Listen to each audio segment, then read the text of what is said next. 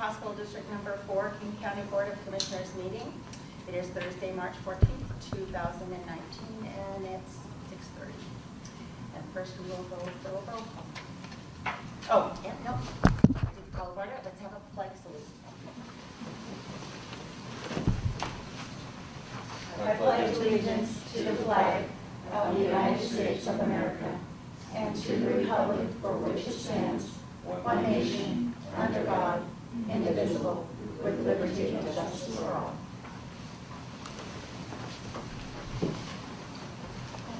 Judy, roll call, please. President Norris. Here. Vice President Herron. Here. Secretary Spikers. Here. Commissioner Young. Commissioner Pollard. Here. Do I have a motion for approval of the agenda? I make a motion to approve the agenda. Second. Is there any discussion? Hearing none, then we will go for a vote. All those in favor of approval of the agenda say aye. Aye. Opposed?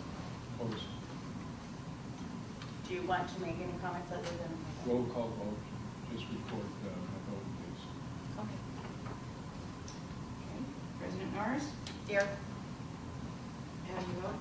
Aye. Vice President Herron. Aye. Secretary Spikers. Yes. Commissioner Young. And Commissioner Pollard. No.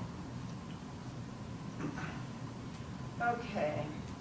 I don't have any communication to share, but I think Dr. Wyckoff does.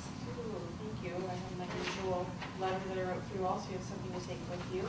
I will just make a brief comment that we are doing a trial tonight without the audio.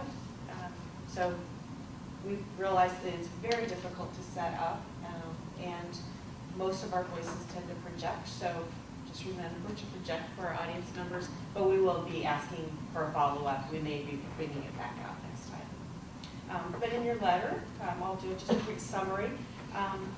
Our volumes in February were definitely affected by the winter weather. The emergency department, that was not the case, but our inpatient and clinic volumes were definitely affected.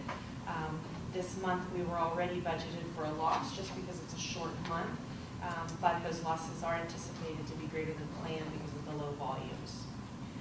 On tonight's agenda, you'll already see that you'll be receiving a report from the state auditors, recognizing the exceptional work that's done by Steve, by Jim, and the entire team that manages our finances. And I hope that you would continue to have great confidence in their work, considering the degree of detail that we observed during the process of this audit.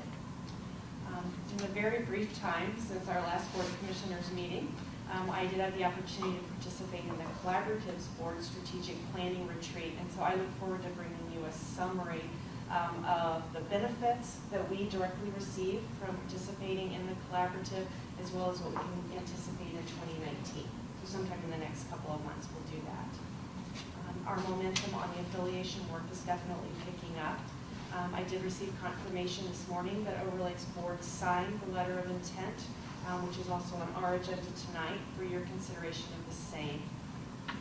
We anticipate that all the information that's been requested by Overlake to be uploaded for their due diligence review by the end of next week, other than the 2018 cost report, which is still being constructed. The Overlake leadership team is currently scheduled to be here on March 27th for our work study. They will allow a get-appointed opportunity. This won't be our forum for negotiations on the details of the definitive agreement, because we're both very well represented for that in regard to our attorneys. But it will be an excellent opportunity for us to hear their insights to their motivations and their perspectives on this endeavor.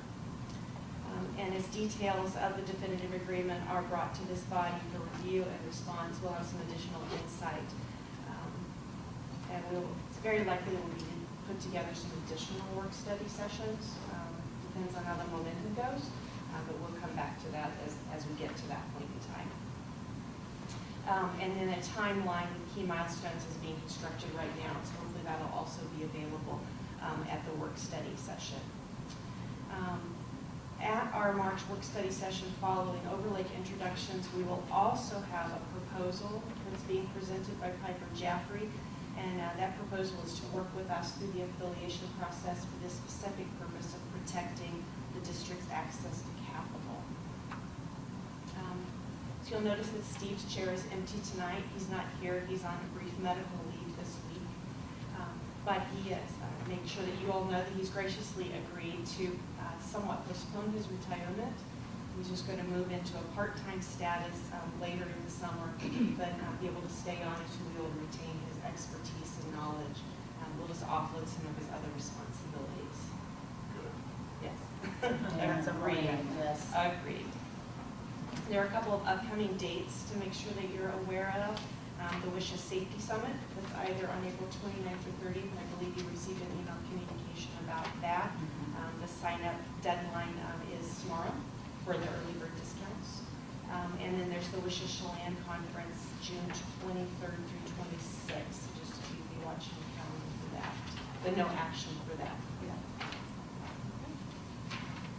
Are there any questions for Dr. Rinkoff? Commissioner Paul?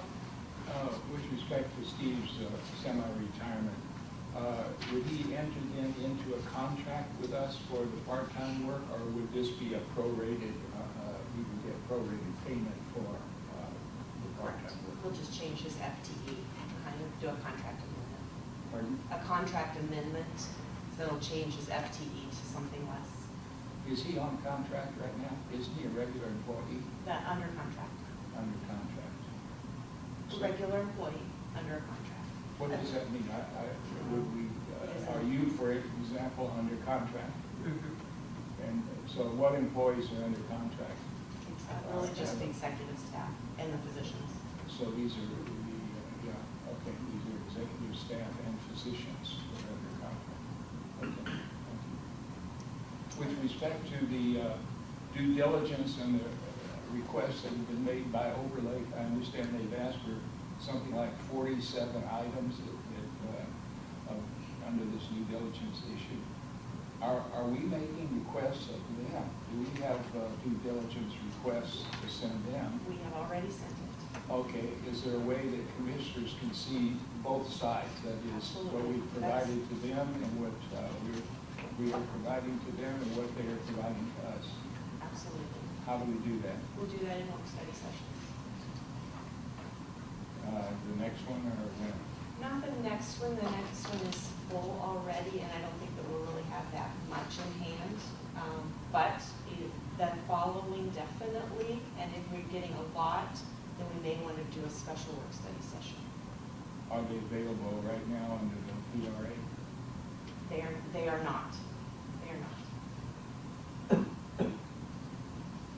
Do such records exist? They're not available under the PRA And the reason?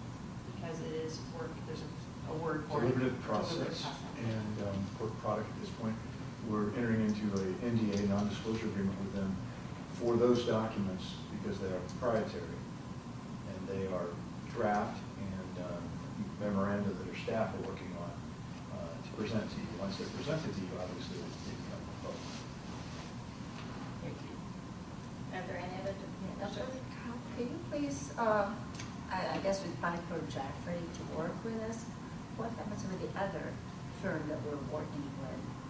Brian, what's his name? So Brian Bauer Yes. with Whole Render, With Allrender? that he is the attorney representing us. Yes. Piper Jaffray is who we have used for our bonds. Oh, okay. Yes. All right. And so that's why their involvement is Yes. really to protect access to Okay. capital. Okay, sounds good. Thank you. That's a good question. Question on the due diligence. Who But will- the chair just given up Commissioner Pollard. I want to give everybody else an opportunity. Joan, do you have any questions? No. Commissioner No. Spikers? Okay. Commissioner Pollard? Chair. On the due diligence, who is going to come up with the items that we would like to get overlaid? We've already submitted them. That's part of what Whole Render, Brian Bauer represents. Shouldn't commissioners have been given an opportunity to ask for? If, as we go through the review, if there's additional information, we always have the opportunity to ask for more. Wouldn't that be the starting point, or to have the commissioners come up with due diligence items we'd like to get from overlay? We've already done a lot of that. We've set for 2 sessions. Something about it. So then that should be available under the PRA. Well, we just had suggestions. I mean, these are all points we wanted, you know, and that there's gonna be a lot more work to come when we're trying to hash things out. Well, it just seems to me that the commissioners should have some input. We did. 2 hours worth. When and Successive months, we had workshop, we had a board meeting concerning it. I'd like to see the results of that bid. What are our due diligence requests of overlay? And that apparently should be accessible under the PRA. Well, it doesn't need to be through the PRA, it's something we can share with commissioners. Okay, I would like to see a copy. Well, that's what we said. And as far as what the overlay is submitted to us, that submission also should be available at this point, should it not? No, it's not, it has not been received, they're not finished sending their stuff. Oh, to it hadn't us. been received? I thought you said it had. No. Okay, thank you. Are there any other questions? And we'll move on. Good on. Skip. Thank you, Madam President and members. And this is your 5 minutes of Robert's Rules of Order. And tonight, I'm going to talk to you about your favorite topic and motion of every meeting, and that is the motion to adjourn. And it's a fairly quick topic and subject. Are we now adjourning? We could with a proper motion, and Robert's Rules of Order says that in ordinary practice, a meeting is closed by adopting a motion simply saying to adjourn, and you all know that, you've done that for many, many meetings, you do it quite well. Or under certain conditions, the chair can declare the adjournment without a motion, as explained on pages 240 and 241, and I'll put that at the end and we'll cover that, so there is another option for the chair. The society meets it again, provided the bylaws or other rules are already established by the adoption of an earlier motion. Then you would just say, we're going to go to the next regular meeting. So when you adjourn, you're actually adjourning to the next regular meetings that you have scheduled, because you have bylaws for that. You'll note in the second paragraph, and I did not know this was in Robert's Rules of Order, in the event of a fire, a riot, or other extreme emergency, if the chair believes taking time for a vote on adjourning would be dangerous to those present, he should declare the meeting adjourned to a suitable time and place for an adjourned meeting, if he is able, or to meet at the call of the chair. So hopefully that would never happen, but if you see a riot break out, Madam Chairman, you have the authority and ability under Robert's Rules to immediately adjourn the meeting and recall that meeting. And finally, under page 241, some organizations do use this rather frequently rather than asking for a motion, and that is when it appears there's no further business in a meeting of an ordinary local society that normally goes through a complete order of business, which you typically do, at each regular meeting, the chair, instead of waiting or calling for a motion to adjourn, can ask, is there any further business? If there is no response, the chair pauses and then says, since there's no further business, the meeting is adjourned. That is your Robert's Rules of Order for the evening. So tell me what an ordinary local society is. Well, as you recall, one of the first sessions I talked about was Robert and why he created these for the church societies and other organizations that met on an ordinary basis. I would not say that you are extraordinary, Secretary. I was going to say, you know, I think we're. I think you're rather ordinary. Thank you. Thank you. Okay, do I have a motion for consent agenda? I have the motion. Consent agenda approval of the minutes for February 27th, 2019, and February 27th work study. So we have a special meeting work study. Did David give me a motion? I did, and there was a second. Okay, all those in favor say, any discussion? Hearing none, we'll go to a vote. All those in favor say aye. Aye. Opposed? Okay, passes. Okay, presentations. We have the state auditor's office here. Patiently waiting. Yes, they are.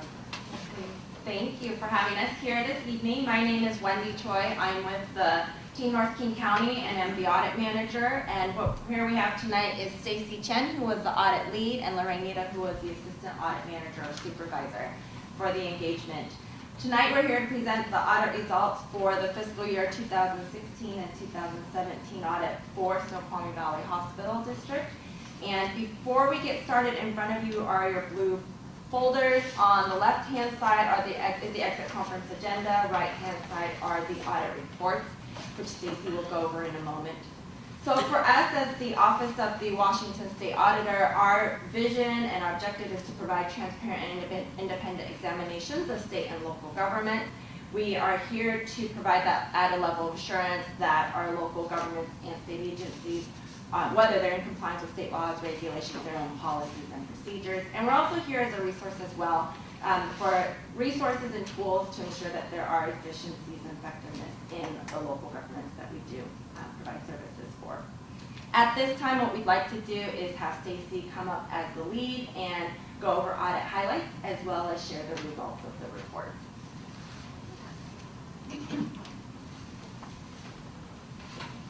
Okay, before we go on to the audit reports, I would like to present you some audit highlights that we noted during the audit.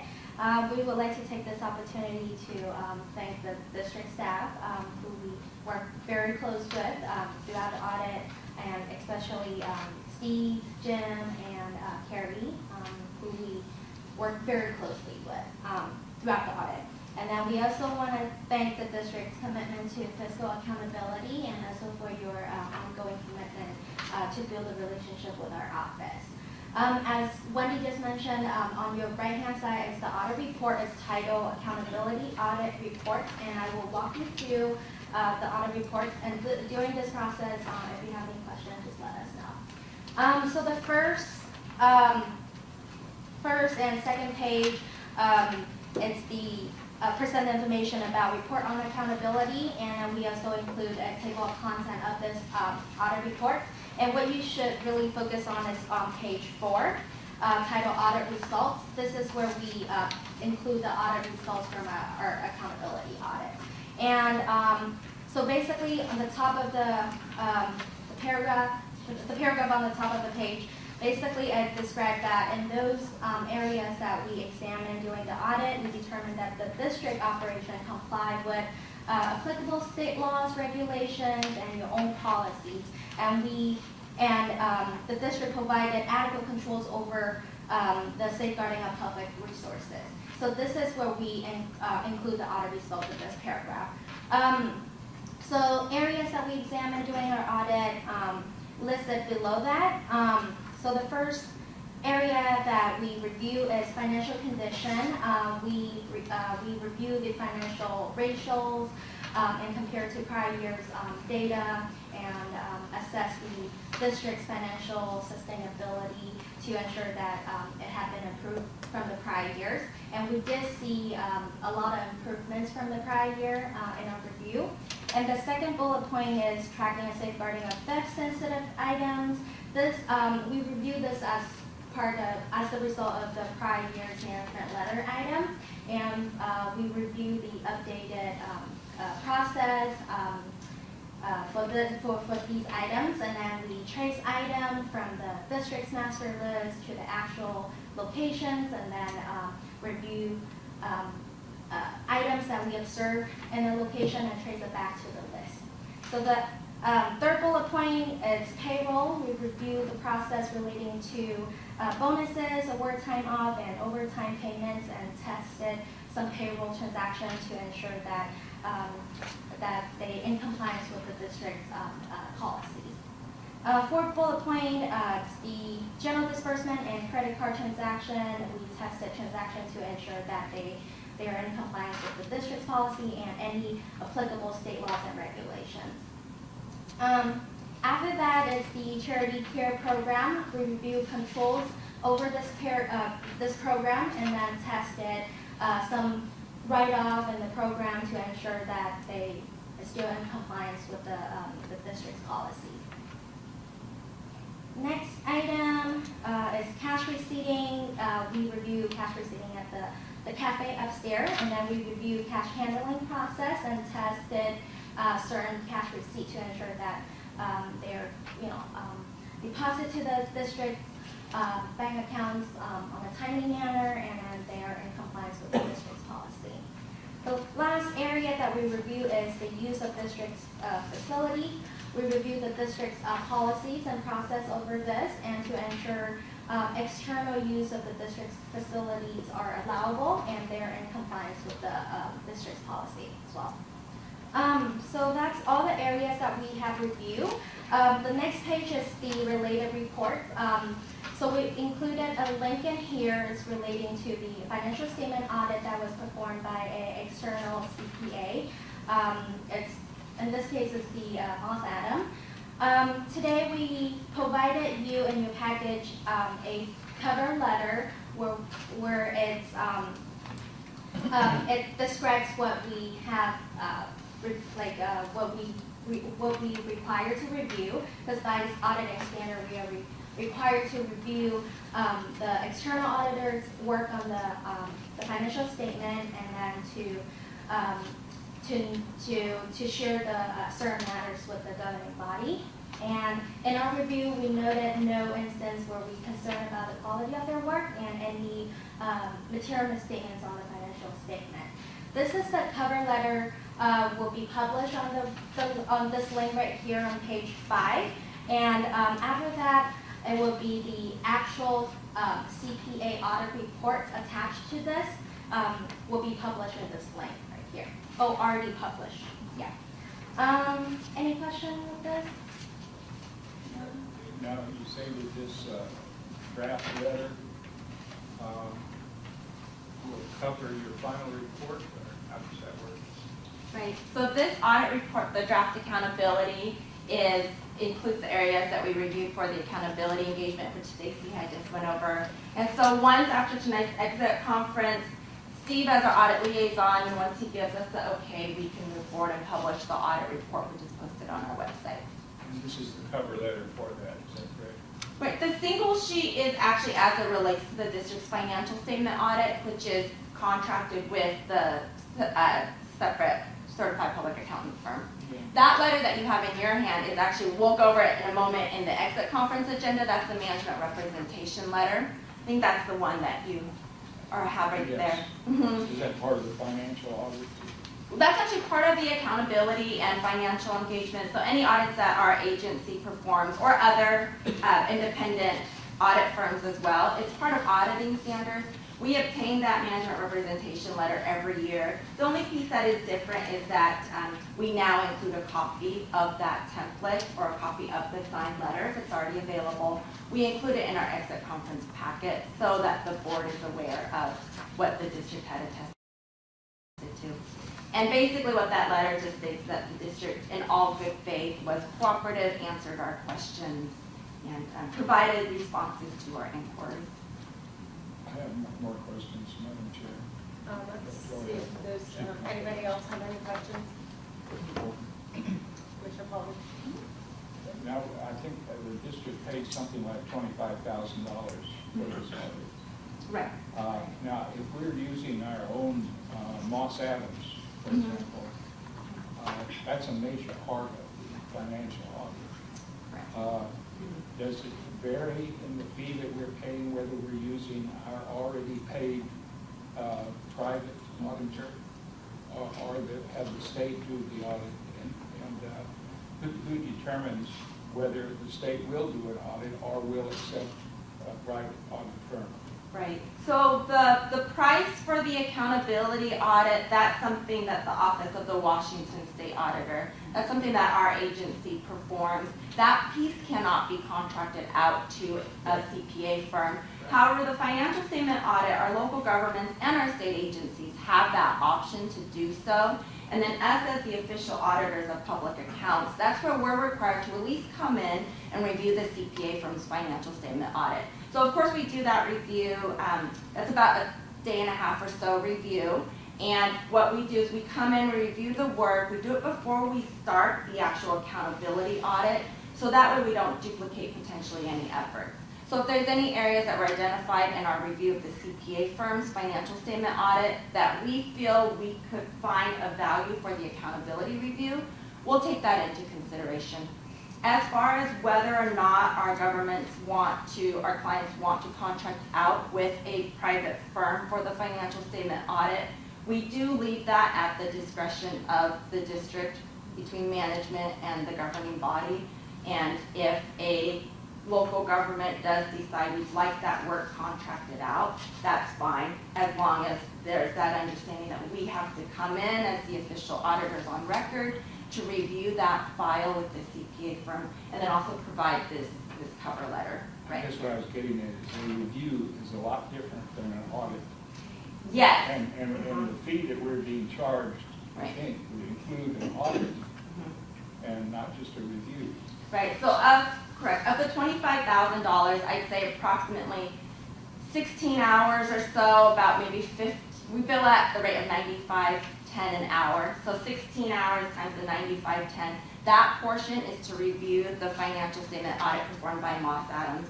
The remainder of that $25,000 is us actually doing that in-depth review of the accountability areas that Stacy discussed on page 4. We bill at that flat $95 per hour, whether we're reviewing Moss Adams' financial statement audit or performing that accountability engagement. If we couldn't give you Moss Adams' audit, how much more would it have cost us for the state to do the audit? We wouldn't know right off the top of the hand. What we Well, do know is we bill at $95 an hour, and so depending on what the rate is for Moss Adams, that would probably be the difference in the cost savings. Well, Mhm. Yeah, what would it cost us additionally to have the state do the audit is what I'm trying to find out. You know, I wouldn't know the specifics without looking at the district's financial statement accounts and the prior history. So it could be something, if the district is interested in, I could see what is the average financial statement budget that we have for other public hospital districts that are of similar size to the district. That would be part of my analysis to determine the cost. The piece that I do know is we bill at 95, well, that was prior, so now it's effective January 1st of 2019, we bill at $100.10 an hour. So what could be a good starting point for the district is, depending on the audit budget provided from the CPA firm, you know, that number of hours multiplied potentially by our billing rate of $100.10, that would probably give you a good starting point of how much would our agency potentially charge versus the CPA firm. But without looking at a more detailed analysis, I wouldn't be able to provide a dollar amount today. Do you have another question, Commissioner Yeah. Poe? Does anybody else? Okay, Commissioner Poe. Well, on page 4, mentions the Vista Cafe. Yes. Okay, now does that include the gift shop? No, it's just the cafe. Just the cafeteria food service area. You may know that the gift shop, I guess, is managed or run by Vista Cafe people. And it seems strange that we're not auditing the gift shop. Right, one of the things for the accountability piece is we don't look at every single transaction or every operation. You know, given the audit areas that we did identify for review in the current audit, you know, this year it's the cafe, but it would not necessarily mean that we wouldn't consider the gift shop in future audits. So one other thing to note for this current engagement, it's a 2-year audit cycle. It was fiscal year 2016 and 2017. However, the district is typically on an annual audit cycle. So we will actually be back in the exit conference agenda. Next year's audit cost is reduced, and that's because it's a 1-year accountability audit. So we'll be here, before we know it, we'll be here for the 2018 audit, and if it's an area that the district would like us to consider in our review, we will definitely add it to our list for consideration. Thank you. You're welcome. Are there any other questions from any commissioners? Hearing none, thank you very much for Thank your time you. and for the Absolutely. information. And then what we'll just do real quickly, the housekeeping items, we kind of already touched on those. It's just that recommendations, there were some housekeeping items not referenced in the report. And more best practices. Last year there was a management letter recommendation over some unattractive assets that's been resolved. We already discussed the obligations for our review of Moss Adams' financial statement report. Just some one key thing is just next scheduled audit.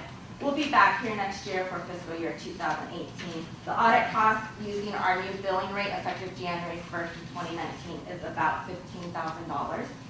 And then report publication, we'll wait unless the board feels that we can move forward with publishing the reports, but we'll wait for Steve to return and have him give us the okay. If that's the plan, then reports typically go out Mondays and Thursdays. Steve, as our liaison, gets a 2-day email advance notification. So today being Thursday, probably the earliest it can be issued would be next Thursday, potentially. Madam Chair, I have a question. Yes, Commissioner Paul? On page 6, it Yes. states that the district has approximately 350 employees. I think that's excessive. I think we're more like 315 or 305, somewhere in that area, not 350. Does anyone, Approximate. Dr. Woodcock, do you know? It's an approximate. Well, yeah, but 350 is an approximate. It's quite different from 305. You know, I just suggest that you might want to. It is less than that. Okay. And it's a draft report, so what we can do is we can follow up. You can let us know. And then just that friendly reminder, if there are federal expenditures, $750,000 or more in your fiscal year, please do let us know, because then the district would be required for a federal grant compliance audit that actually has a September 30th federal deadline. So there'd be some additional work we'd have to perform with a certain deadline that's in play. We also just included our January 2019 newsletter as well. Just some great resources that our agency has that's available not only on the internet, but you can subscribe for notifications of when such newsletters come out on a quarterly basis. Okay, well, thank you for your time. Thank you very much. Appreciate it. Thank you. Have a good evening. Yes.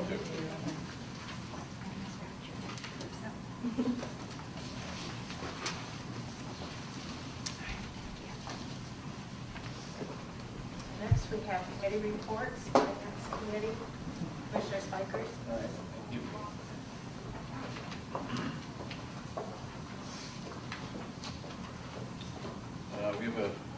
We had a fairly lengthy, I sent all of the commissioners this committee report that just came out today. And it was, I explained, it was probably me that as we continued the meeting, it was so long, it was about a 2.5-hour meeting. And we reconvened, and I think at that point, the regularity of things kind of got out of place for Val, and so anyway, it was my cause because I had to take off at that point at 1:26. So it wasn't really Val's fault, probably mine. So, but anyway, I did reach out to all of the commissioners, and I said you could either bring questions at the meeting or give me a call. So I didn't get any calls that I know of. So, but anyway, I'll go through the report.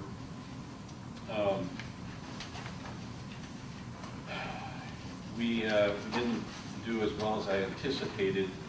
Our expenses were up, and there were reasons. There was holiday pay and training, and I got to the nut on this, sitter hours.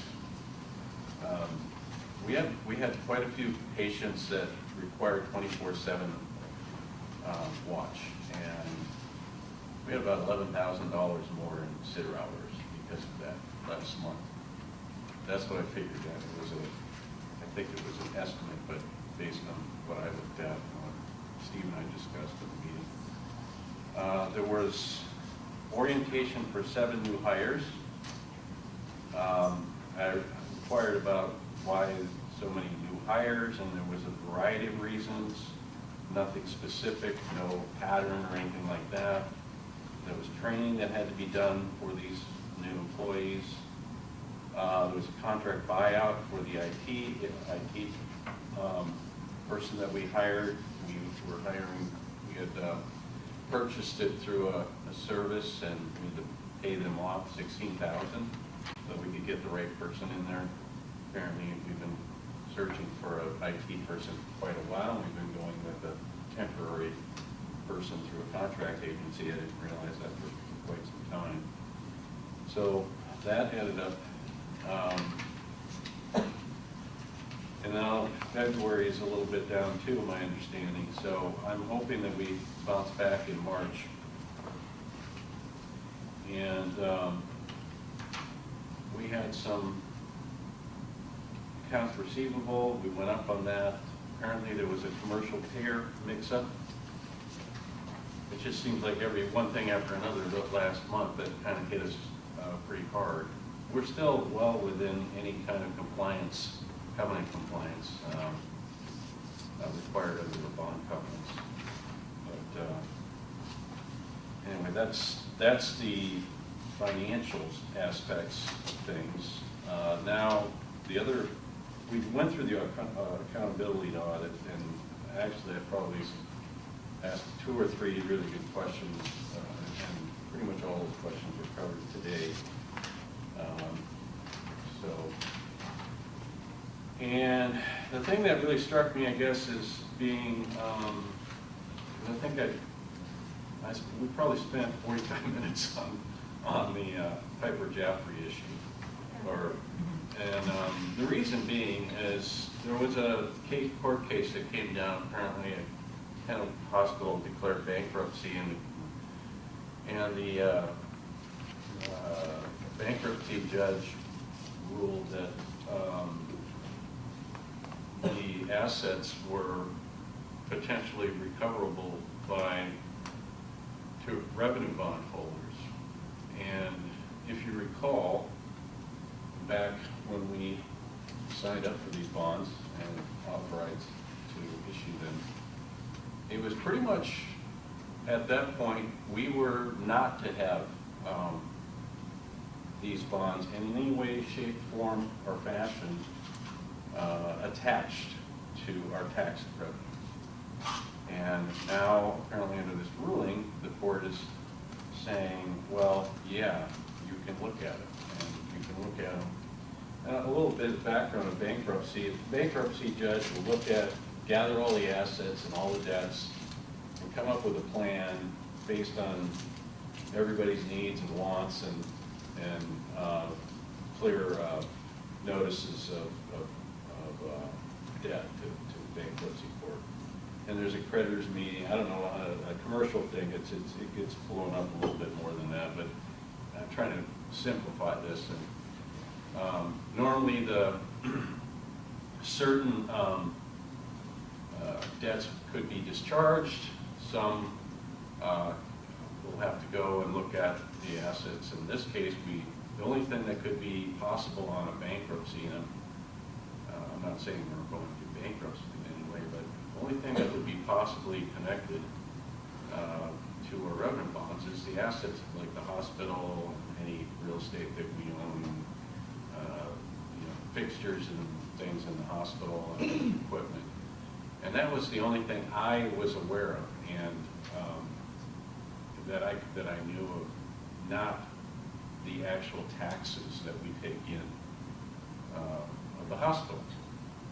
And so, in a bigger nutshell, I asked that, I said, well, geez, it seems to me that when two parties enter into an agreement and they have a mistaken fact, this is very simplified contract law, but if you both mistake the fact, then there could be a potential for rescission of the agreement or something that would make the parties more equal, because when we entered into this, the bondholders didn't think they had any chance of getting their taxes.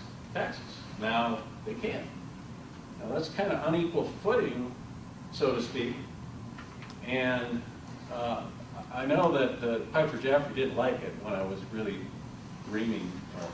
really going through it, the questions on it. And he didn't like it because he knew that there was an issue with whether we could at least take this 6.97% interest rate and have it callable right now because of the mistaken fact at both parties. So, Brad, but this is very simplified because I'm not that type of an attorney. I'm not saying there's a legal position here that I'm trying to take, but it just seems to me that it's an equity kind of thing, and I think we should check into it, and that's why I've asked Brad Bird to have a telephone conference, I believe, coming up next week, I believe. And I want to get to I will probably thoroughly question, have a lot of questions for him. And I quite frankly, I think that we should be able to call that 6.97%. If we were able to, we would save 2 points, which could be huge, huge. And of course, Piper Jeffrey didn't want to hear that. So that is why I'm kind of questioning about whether Piper Jeffrey should be engaged in anything until we figure this out. And so I'm not really, you know, they want to, he was talking about $200,000 to do this review, $100,000, wasn't he? Yeah, but it's their mistake, it's not ours. No. When this new Yeah. process Yeah. to review Yes. these bonds, how much was that? 200. Yeah, $200,000. If affiliation was. Yeah. Oh, if we're. But 100 if it doesn't. So I'm not really real warm on that. And You're paying that kind of money even with those I- kinds of I- mistakes. Quite frankly, I did not like the answers, and I didn't like the attitude of Piper Jeffrey representative at finance. How long have they been represented? They do 95%, he says 95% of all of the affiliations and bond financings in this state. Would you say that they have a conflict of interest? I don't know, I'm not gonna make a legal, you know, Opinion. opinion or anything like that. I'm just saying, to me, when he came up with this, and I kept raising the issue, and I wasn't getting very good answers. And of course, he couldn't say a legal standpoint, but when he came up with the 200,000, I'm going, First, you know, we had to, we're sucking up on 6.9% bond to these bondholders that has contracts with. And now, he didn't like what I had to say about whether we could rescind the agreement with this bond, for these bonds issuance. And I really think there's an issue, and I think that we're on unequal, we're now on unequal footing, or you know, or we didn't think we would be in a position like this. And you know, who's to say that we wouldn't have anything else to work with anyway at that time? But it just seemed to be, you know, now they're in a better position than both of us anticipated, and I don't think Piper Jeffrey likes what I had to say about it. So what option in your mind would be a preferred one? Well, I would love to have Brad say, what can we do first? Because I don't know what we could do. I have no idea. I'm not an attorney that practices in that area, and I'm a commissioner at this point, and I'm just bringing out an issue that might be of value for the district to be able to at least find out what we can do. And a legitimate concern of where we are. Yes, And I and- think it is legit. So, That's all. anyway, Would this be something that should go to arbitration? oh, well, I don't know, I don't know. Let's hear what Brad Burke has to say. I mean, you know, we're gonna pay him to have a telephone conference and opinion. We gave him what the issues were, very succinct, like 5 questions ahead of time, so he would be prepared to talk to us and not, you know, well, I'll get back to you kind of thing, you know? So he should be able to tell us some things next week. But I'm upset because now our taxpayers potentially are on the hook for their taxes for any problems for the revenue bonds issuance. So that is not what we represented to our taxpayers. And we did it in good faith, however, it seems like everybody was wrong. And I need to know more, I guess, to do at this point for adequate representation. The whole thing just came out in the last finance meeting? That was, Yep. That's the it's first never time. been, That's the first time we and heard it's that. been going on, Yeah. perhaps, So- that we were not aware of? Well, But I don't that came practice. across because of the Kennewick ruling. It's a Kennewick bankruptcy It was court. a ruling, a And very new Yeah, yeah, ruling. yeah. Since our- So it's recent, and I get all the cases, but I don't get bankruptcy court cases. I get Washington State cases, and, you know, and if there's something that's interesting, I usually look at it, but, you know, I usually glance and let it go, you know. But bankruptcy court, no, I don't look at those cases, because I don't practice in that area. And so, anyway, that's why it took so long, and I really was kind of grilling for Mr. Piper. What was Kevin? Was it Kevin? I was kind of grilling him pretty hard. Keith, yeah. I was kind of grilling him pretty hard, you know, like my questions, so. Well, he's not, he's really intentional about not crossing over and answering the I know. answers. I know, but, you know, the whole issue was something he didn't want to deal with, I'm sure. Because he knows there could be a potential issue. But he did what he had to do. He had to inform us of that, and he was very honest about it, so I had to give him points for that. But,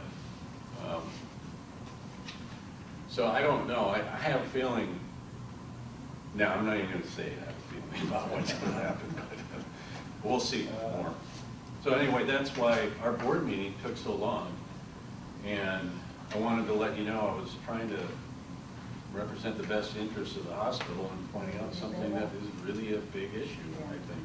So I'll keep on top of it, and I'll let the board and public know everything that I find out. It's going to be transparent. It's not going to be something hidden under the rug. So. Detective job. Hmm? Good. So, anyway, I Better think to that's, know the bad news Yeah. and deal with it Yeah. than to shove it under the carpet. yeah, no, you Yeah. can't do that. Yeah, so this is right. You're right, I agree. Anything else, Commissioner Spikers, that you'd like to share? I don't, I'll take questions, but I really want to talk a lot about that because I want people to understand where we thought and what we are thinking of what has really happened. And we never made any intentional representation, not even negligent at that time, because we were under the impression directly represented to us by all entities involved in the process of issuing these bonds, that these would not be attached to the taxes in any shape, form, or fashion, period. Should not be attached to the taxes. I wrote a note that the applicant should not be attached to the bonds. Which one are you referring to? The bonds could not attach To the taxes. The taxes could not be Could not. They're not attached part of bonds. to the bonds. Okay. Are there any other questions? Commissioner Pollard? I want to thank Mr. Spikers for sending this along. I didn't get it until this afternoon. I know, I didn't get it till this morning, late this morning, this was myself, so. So, you know, you did advise Commissioner Hawley that we really didn't have time. I know, I did the best I could, Okay, I understand. And Just I- wanted you to know that at least I only got it this afternoon. and, That's gone all morning, all day, actually. and it was, like I said, it was my fault because I think I switched gears when we reconvened, and I think I threw Valerie off on that, so, anyway. Okay, I have a couple more questions. Dr. Kine? If there's nobody else ready, then Commissioner Pollard, you have the floor. One simple thing is, what is this business of sitters?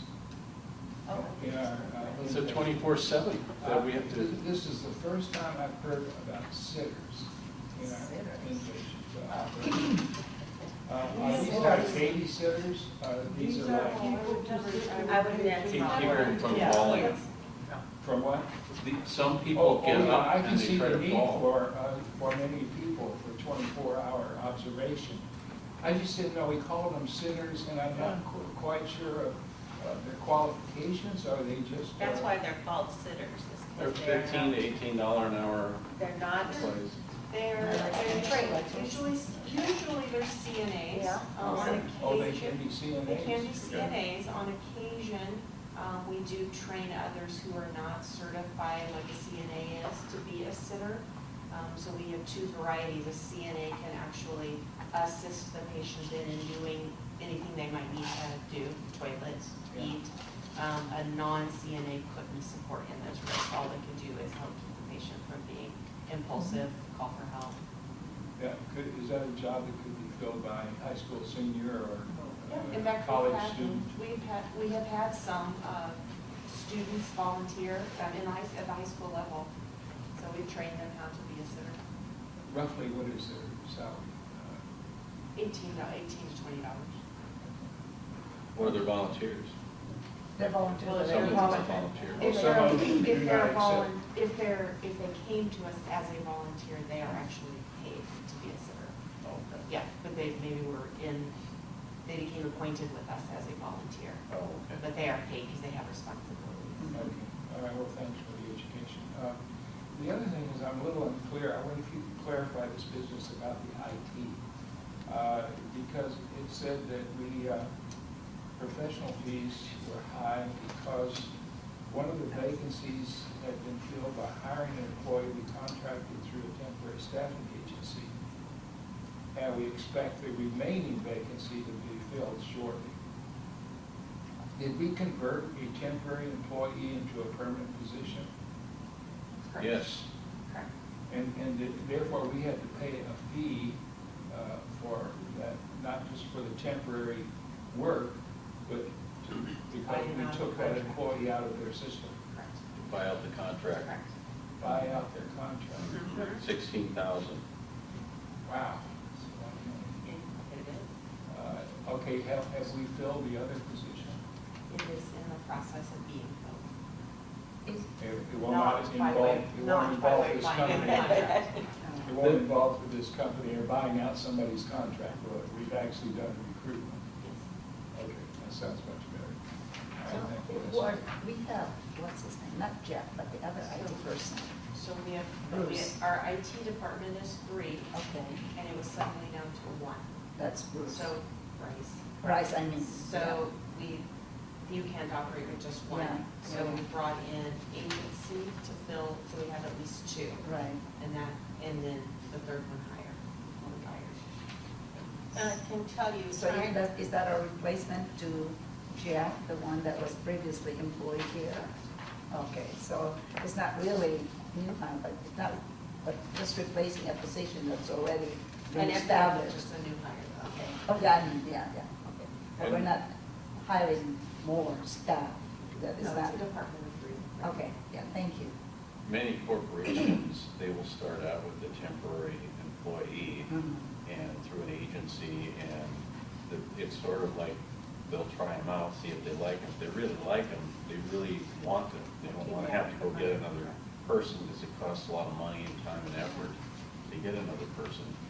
And it's pretty normal to buy out any part of a contract that's available. I've heard of somebody that was working for Microsoft. Is that $16,000? And there was about a $75,000 buyout to bring him in.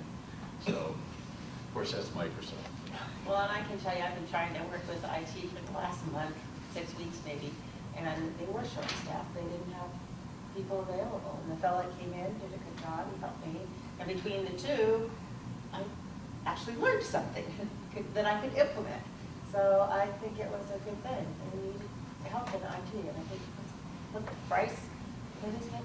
He was running crazy trying to keep track of stuff. He was having a hard time.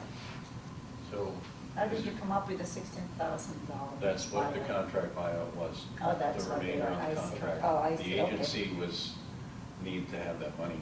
Oh, So yeah. that's fine when we Can't take the employee without it. Okay, let's get some order. Yes, Commissioner Pollard. When you hire a temporary person, is the buyout indicated in the contract? Or I'm sure it is is. that negotiated or how's that? Both. Both? Mr. Spikers, if you want to clarify this, it says also discussed, and this is with Piper Jaffray. Okay, Was what the page you changing looking at? public hospital district, this is on page 3, 2, second, 1, 2, 3, 4, about fifth bullet. Also discussed was the changing public hospital district environment Part in of the the state of Washington. You're on page 3. Page 3 or page 2? Oh, page 2. I Oh, heard- okay. I heard page Okay. 3 1, also. 2, Yeah. 3, 4, Five. 5. Five It's bullets. 5. 5 bullets. Okay. The changing public hospital district market environment for state of Washington, particular investor perceptions, rating agency perceptions, and legal rulings relating to public hospital district, LTGO, and revenue bonds. You want to say anything more about that? Sure. Well, investor perceptions are changing. They change all the time depending on the market, depending on the interest rates, and depending on the economy. And the economy, in a good time, is, they're not worried too much about people going under. On a bad time, they are, and they want a lot of interest, right? They want higher returns. So that constantly changes, and the public hospital market environment for the state of Washington is in a lot better shape than it was 5 to 10 years ago. So, that's, the fact is that now these bondholders are, with that ruling, perhaps they might be changing their tune about the perceptions of whether they could go after the LTGO bond, the LTGO monies. So, I think that's what they bonds. So, yeah, whether the LTGO and revenue bonds, it seems like there's a real allure as to what their rights could be and what they could recoup under either one. And so then I kind of told him, I said, well, so now that they have a lot better, they have better positions by the court ruling, we should have better rates, right? And he laughed at that, so. Thank you. Any other questions? Yeah, I just have a concern about this new discovery that just found out about microchip. How is that going to affect the affiliation process? I don't know that we have an answer to that. Yes, until okay. we have Maybe I'm next week's moving too fast. conversations. Okay, we'll just wait till we hear from Brad. Kurt, okay. If there's something that is immediately, I feel that we should discuss immediately, I'll ask for a special meeting Yeah. immediately. You know me, I don't like to delay on things. Time is of the essence. Huh? Any other questions? We're going to vote on the warrants. Why don't you make a motion? I will make that motion. That was my interrupt. No, well, I have one last thing, if no one else has any questions. Go for your last thing. All right. Any other questions? I make a motion to approve the warrants, payable, accounts payable warrants and payroll warrants of $3,204,724.10. Is there any discussion? I request a roll call vote. We'll move to a vote. All those, roll call. Move to a vote. President Norris, Yes. Vice President Herron, Yes? Secretary Spikers, Yes. Commissioner Young, Yes. Commissioner Pollard. No.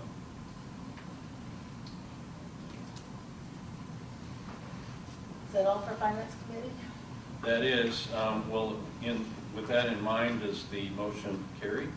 Yes, the motion carries, I'm sorry. Motion carries.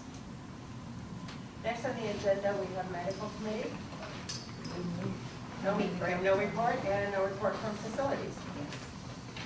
Is there any old business? I have none on mine. So we will move on to new business. And I don't know who's going to handle this. If we want to. Sure. Letter of intent? Sure. Okay.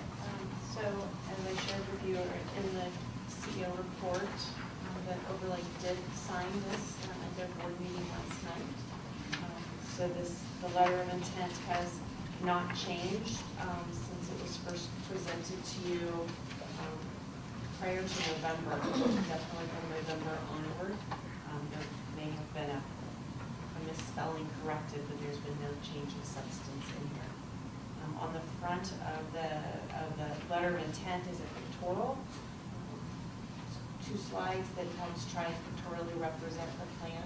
Like that, if you see things better pictorially as opposed to words. We can go over the detail if you want, and continue forward. This is probably the third, fourth time I've seen this, so I actually looked at it and compared it to the one I had, and it was exactly the same. So just to let everybody know that has not changed. Do I have a motion? I make a motion at this time to approve the letter of intent, which of course does not obligate us to do anything. It just makes us start moving in the right direction. Do I have a second? Second. Is there any further discussion? I have a question. Yes, That Commissioner is Pollard. on page 2, item 6, community needs. Says OMC will conduct market assessments and develop action plans according to the findings of those assessments. Under the ACA, we are obliged to do a community health needs assessment every 2 years, and I believe we're due. Is that what we're talking about? And if it's not, I think we ought to specify in there that we need to have that done, or that will be, I realize that can be part of the final agreement, but when they raise it here under the title of community needs, I think this would be a good place to also indicate that we need to have a community health needs assessment to comply with the ACA. The intention behind this section is a market assessment to see what the needs of the community are in regard to expanded medical services. So it wasn't intended to replace the community health needs assessment. It wasn't intended to. It wasn't intended to replace that. Should we mention that since that's a federal requirement? It's absolutely already in my notes for the definitive agreement to get that incorporated strongly in there. And I think you actually raised that same point last meeting. I'm very concerned about the. It's a good point, I'm not saying, Yeah. it's a good point. I think we need to, I mean, when you go back to our strategic session, we're going to be the healthiest community in the country, et cetera. You can't get there unless you know you're filling the needs of the community, and to get to that point, you need a community health needs assessment, which is why the government requires it. Pardon me for preaching, but it's probably true that I've mentioned it on more than one occasion. Okay. And I captured it both times. Thank you. Any other discussion? Yes. Could we have a roll call vote on approval? Madam President, prior to taking a roll call vote, I just bring to your attention that you are authorizing and approving this, but it's at the direction of asking your superintendent, Dr. Woodcock, to execute this document. She'll be signing it, not the board. Everybody That's inherent understand in the motion. By approving that, Yeah. that does identify she is the signature to the document on behalf of the district. Just for clarification, I know I see this model, this pictorial here. Is this a two separate level? One proposed partnership model, NUCO, and the second down here says proposed partnership model, partnership structure and flow of funds. So is this two different types, or do we? These are 2 slides Oh, okay. that were printed onto the same page. So Oh, if, okay. if we were doing a slide presentation, the first slide, which is I the gotcha. top slide, we would be having a conversation about what is NUCO and how is it set Oh, up. okay, I got And then the it. second slide, we would be moving on to talking about what is the flow of funds Okay, look like. I thought perhaps that we have to pick which I model. can see how you Thank think you. that. Yeah, Yes. that's a- Yeah. I wanted for It's clarification. just a progression from one slide to the Thank next. you. Gotcha. Are there any other questions or thoughts? Hearing none, we'll go to a vote. Do I hear a motion to adopt or to accept this? Madam President, there was a We do that, motion we have and done. second. Oh, good, okay. All those in favor Now, say there's been a request for a roll call vote. yes. President Norris. Yes. Vice President Herron. Yes. Secretary Spikers. Yes. Commissioner Young. Yes. And Commissioner Pollard. No. Thank you, everyone. All righty, next. Public comment. Do we have anybody that wants to make public comment? Hearing none, we will move on to new business. And new business is the approval to execute the letter of intent with Overlake Hospital. You've already done that, Madam We've done President. that too. You did that under the new business, you I just did. moved that up. So now we have for the good of the order, Commissioner's comment. Each commissioner shall have one comment period limited to 3 minutes. Now, this is new. Isn't this new? This is for the new bylaws. The new bylaw, okay. I didn't know that. Yep. So, who'd like to start? Any other issues that we have, I believe that's what this is for. Are there any other issues? Does anybody have any other business that they want to address this evening? We have discussed them in great detail, everything that I can possibly think of at the moment. Then do I hear? I make a motion. Wait, first we have to read the meeting. Next scheduled meeting, regular meeting will be Thursday, April 11th, 2019 at 6:30 North South right here. And we have a work study prior to that on Wednesday, March 27th, 6:30 in the same room. Do I move to adjourn, Madam President. Or you could say, is there further business? Seeing none, except for use that last paragraph. If you want. Okay, It's up I'll to you. second it, whatever we're doing. All those in favor of adjournment, say aye. Aye. Opposed? Hearing none, we are adjourned. Thank you.